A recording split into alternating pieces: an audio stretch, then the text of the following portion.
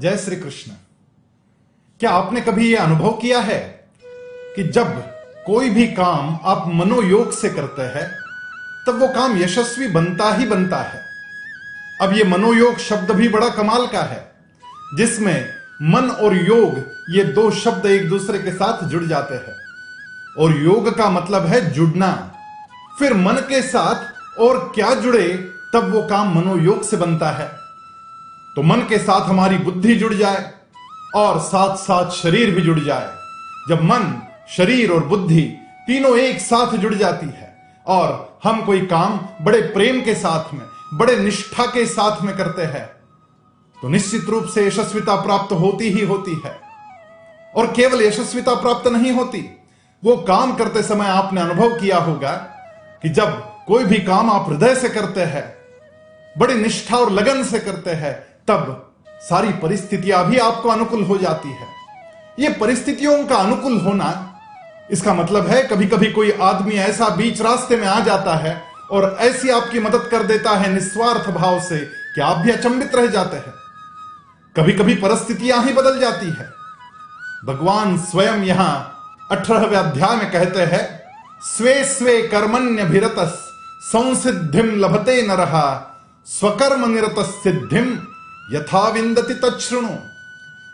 जो व्यक्ति अपना काम स्वकर्म यानी मैंने निष्ठा से मेरे अंगीकृत किया हुआ जो काम है वो बड़ी निष्ठा के और लगन के साथ में जो करता है, संसिद्धिम लभते नरः, उसको सिद्धि प्राप्त हो जाती है। सिद्धि के प्राप्त होने का मतलब भी तो यही है कि परिस्थितियां आप अनुकूल बना सकते हैं। आपके मन में यदि चाह है तो राह निकलती ही निकलती है। एक बार यूं हुआ कि एक बड़ी आकाशवाणी हुई और आकाशवाणी में यह गर्जना हुई।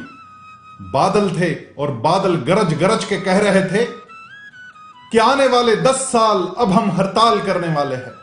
हम पृथ्वी पर नहीं बरसेंगे, कोई बारिश नहीं होगी, ना पानी होगा, तड़प तड़प के लोग मरेंगे, ना खेती हो पाएगी। सारे लोग घबराए कि ये क्या आकाशवाणी हो गई। अब जब बारिश ही नहीं आएगी तो खेती कैसे होगी। किसानों ने अपने अपने हल उठाए और अंदर रख दिए। सारे खेती के काम बंद हो गए। लेकिन एक किसान ऐसा था जिसने अपना हल घर में नहीं रखा। वो रोज प्रतिदिन सुबह आता था, जैसे पहले आता था वैसे ही आता रहा, लगातार आता रहा।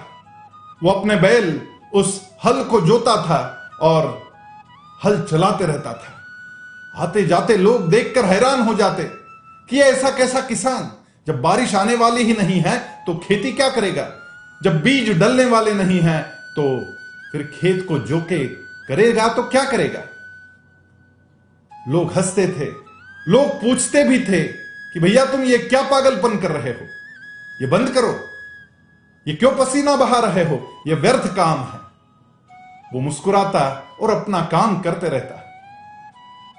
किसी नजदीकी दोस्त ने आकर उसे पूछा, क्या पागलपन छा गया है, तुम इस प्रकार प्रतिदिन आते हो और काम करते हो, इसका मतलब क्या है। जब खेती करनी ही नहीं है तो हल लगाकर खेत जोने से क्या मतलब।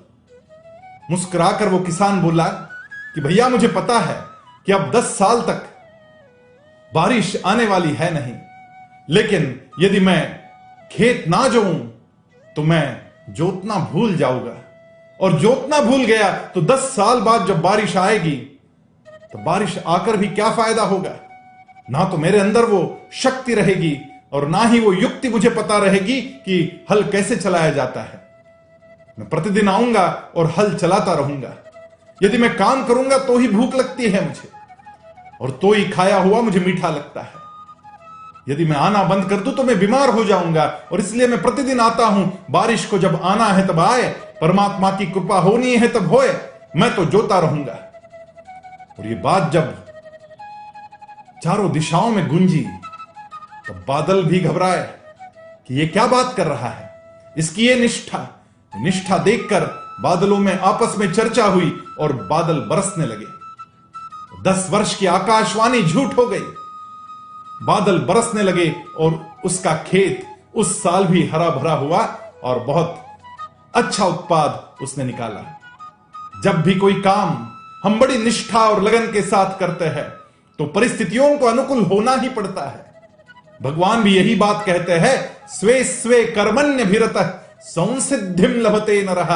जैसे उस किसान को सिद्धि प्राप्त हो गई और बारिश गिर गई, आइए हम भी अपना स्वीकृत कर्म उसी निष्ठा के साथ करते हैं और परिस्थितियों को अनुकूल बनाते हुए विजय को प्राप्त करते हैं।